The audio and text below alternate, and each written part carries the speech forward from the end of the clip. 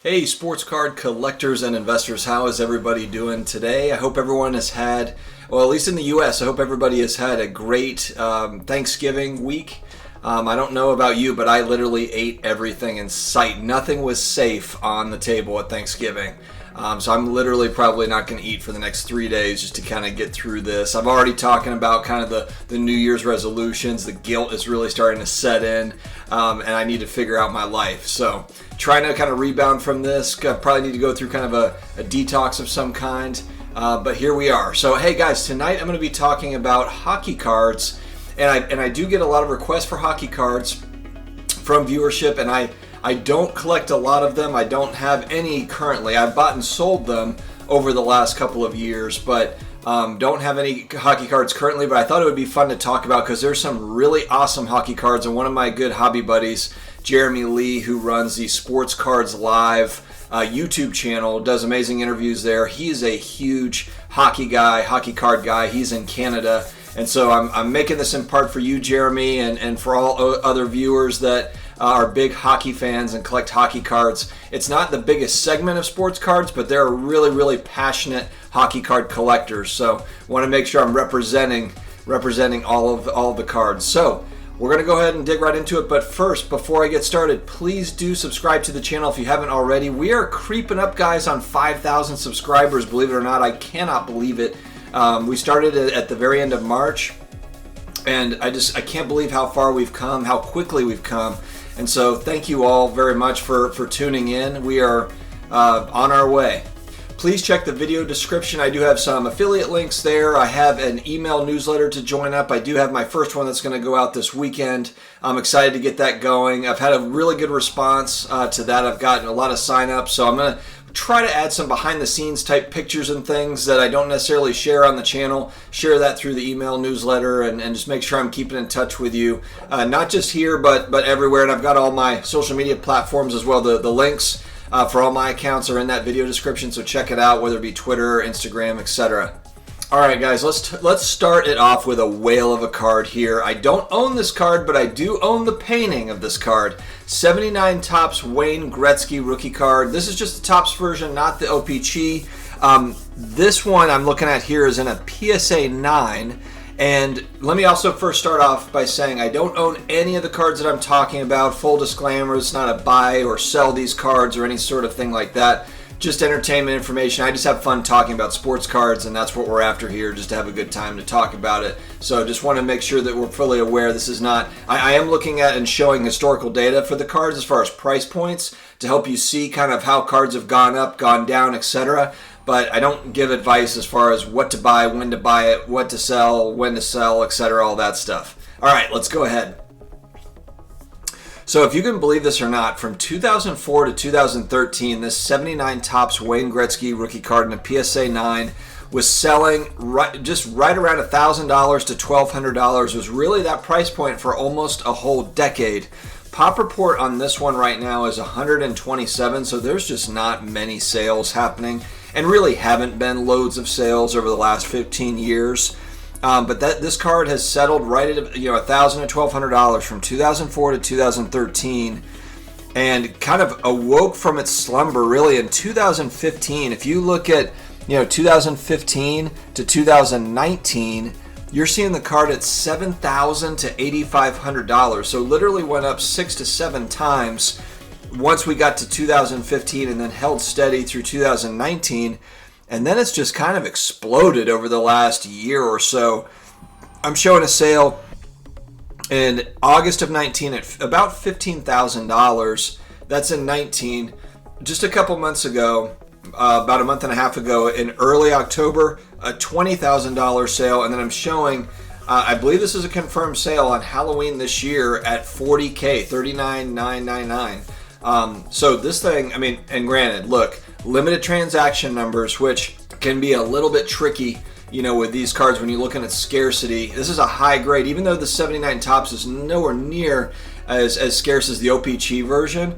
It's still in a PSA 9 not easy to find. 127 on the pop report just shows you there's not a lot of these out there in the wild that are being sold, which means that it does give the opportunity for there to be big fluctuations in price. So I guess, yeah, that's my question is, what do you think about these price points? Do you think they can hold steady where they are, or do you think they're going to come down? Like I said in the beginning of the video, I'm not a big hockey card collector, so a lot of this is kind of what my channel is really all about, is opening up that discussion with my viewership and with the community that we've built here. I really like kind of getting with you in the comments, talking about it, really learning as we go here. So obviously this is a very recognizable card.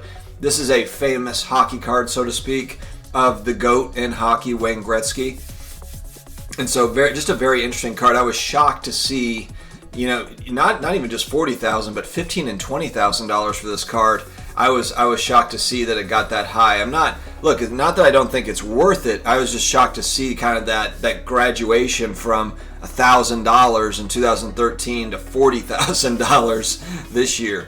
All right, next up, we're going to talk about another great hockey player that is, I wouldn't say he's unheralded, Jaromir Jagr. I'm not saying the name right. I'm not saying the first name right, but I know it's not Jaromir. So, Jaromir Jagr, and I'm looking at his 1990 OPC rookie card premiere in a PSA 10. This one, now, and I'm kind of wondering, and part of the reason why I want to talk about this one, this kind of falls into junk wax era here in 1990. So, not a scarce card. You've got 2,600, a little over 2,600 on the pop report for a PSA 10, but total pop is over 8,000 for this card. So a lot of these out there graded. If you look at historical data, 2004 to 2015, it's a $40 to $50 card in a PSA 10 all day. And then May of 2016, it just kind of bit and it got going. $140 to $150.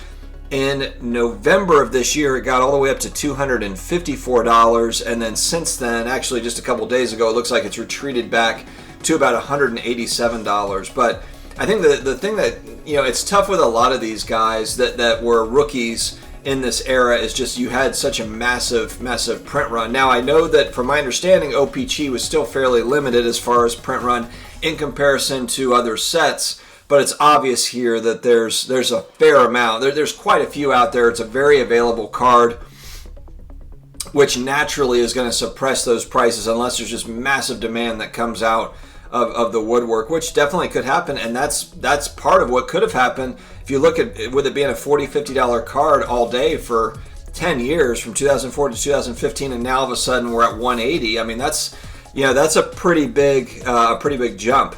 It doesn't necessarily compare to some of the jumps you see in basketball cards and some football cards, etc., but it's still substantial. All right, last up, I'm going to talk about one of the greatest of all time. Again, Alexander Ovechkin. Ovechkin is what I'm going to go with here. 2005 SP Authentic. This guy was drafted #1 overall in 2004 by the Washington Capitals. He has not let anybody down as the #1 overall pick in 04. And I remember in 04, 05, 06, and I wasn't a big hockey fan.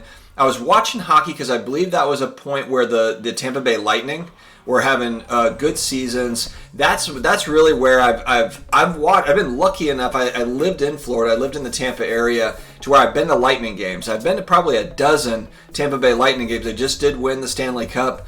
And I also, when I lived in Tallahassee, I believe it was a minor league hockey team, but the Tallahassee Tiger Sharks, we used to go to those games all the time when I was a kid.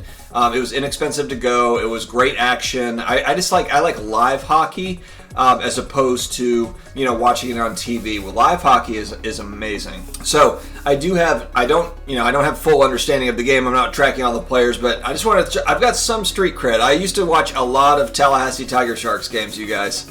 All right, so Alexander Ovechkin, 2005 SP Auto Rookie. The one thing about this that stands out is the on-card auto is beautiful on this card.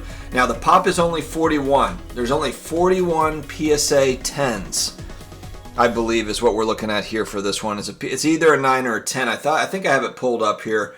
But 2007 to 2017, this is a $500 card. November of 2018, it moves up to about $1,300. In May, it's a $4,000 card. It looks like it bounced around a little bit. $4,000 to $2,600. And then in September, there was a sale at $8,000. And then in the beginning of September, $8,500. End of September, $7,600. So right in that $7,500 to $8,500 range. Man, it's an amazing card, and again, it's one of the greatest hockey players of all time. So it's hard to kind of argue. It's hard to argue where that demand is coming from, with everybody kind of looking for GOATs in their sport. And people laugh at me, GOATs, like there should only be one. But, there's arguments you can make. I guess top 5 players in a sport, whether that be Mario Lemieux, Wayne Gretzky, Ovechkin, Sidney Crosby, etc. You're going to get those debates, and people are going to go after those guys. Those are very, very popular, players, and these cards they just show that. That shows that the demand over the last 12, 18 months has been absolutely insane. What I want to know is, for this card, is this the card to get for him? Or is there, other chase cards? Is this the main rookie card? Now, I know it's an auto, so it's rare. But, I'm just curious from the hockey card collectors, is this kind of is this a big chase card? It has to be a big card just based on the price, but I'm saying, as far as his rookie cards go, how important is this kind of in that scale? Is this a RPA of sorts? That's what I would like to learn from my hockey friends out there. Guys, thank you very much for joining. Thank you for, I said it, I'm not a big hockey guy, but you've been asking for some coverage on hockey. I've got the painting, guys. I'm starting to gain some more street cred as we go, all right? I'm working at it. I'm working at this thing. Thank you again for joining. Please subscribe if you're new here and you haven't already, and we will continue with daily videos. Have an awesome day, guys.